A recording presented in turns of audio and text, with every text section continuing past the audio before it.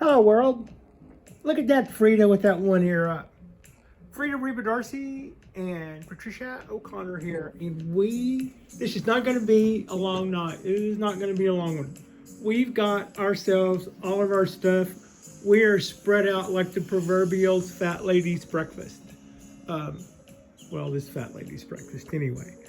Anyway, what you see here is the lids to two containers. And what they have is mostly these little bins, which are seedling trays. Those are 6 apiece, totaling 114. And that filled up 1.5. And then on top of that, we took single trays. These little squares here that you can see there. There's another 24 of those for giving us a total of 140 something. I don't remember. But I don't think we have that many seeds. I mean, we might. I didn't count them. Not only that, I don't remember what the ad said. If I remember,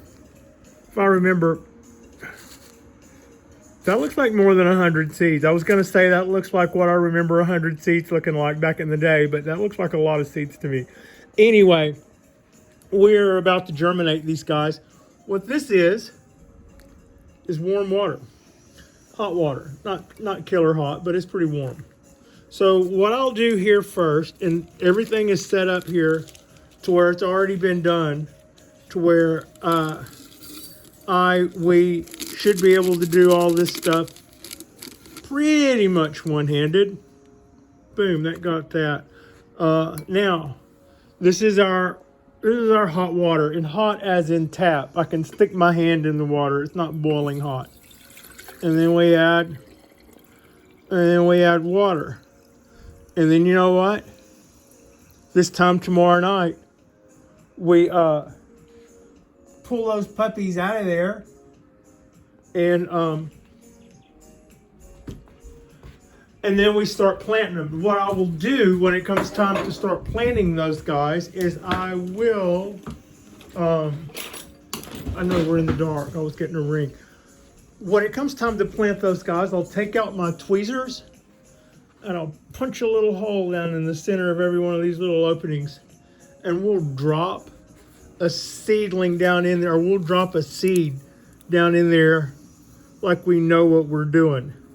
And see what that is? That's a mason jar. That's the lid to a mason jar.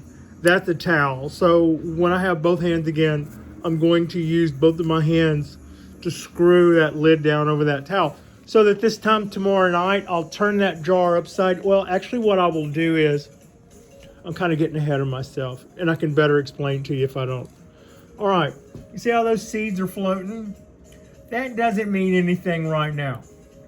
This time tomorrow night, what seeds are floating have a very, very low chance of germination.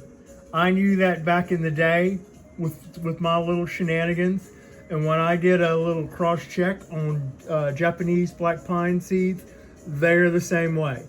The seeds that float are duds.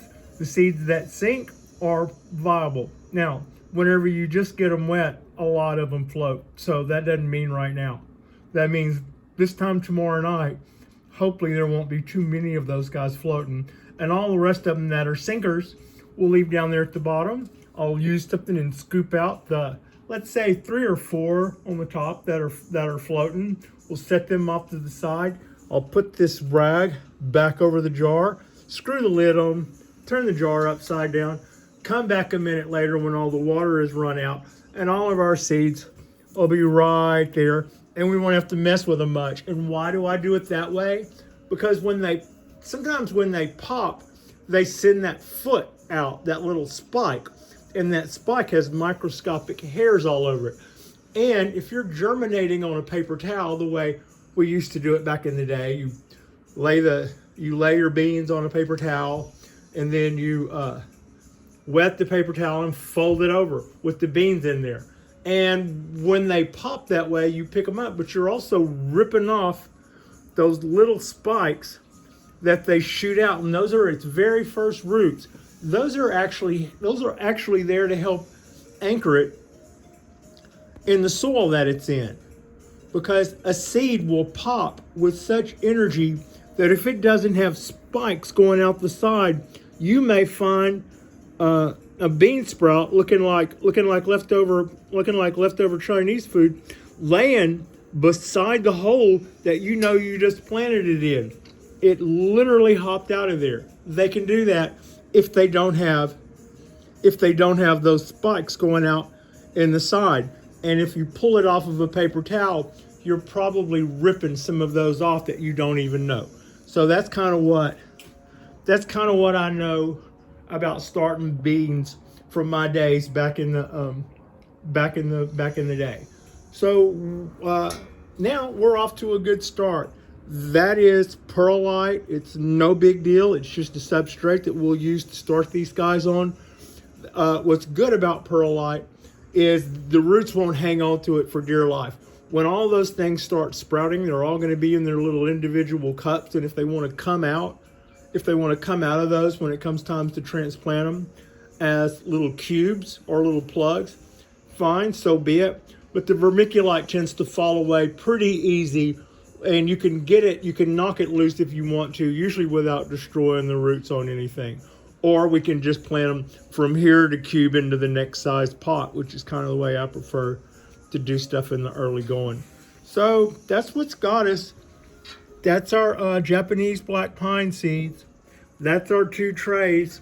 That's got enough holes waiting for 140 some odd beans. I don't know how many that is.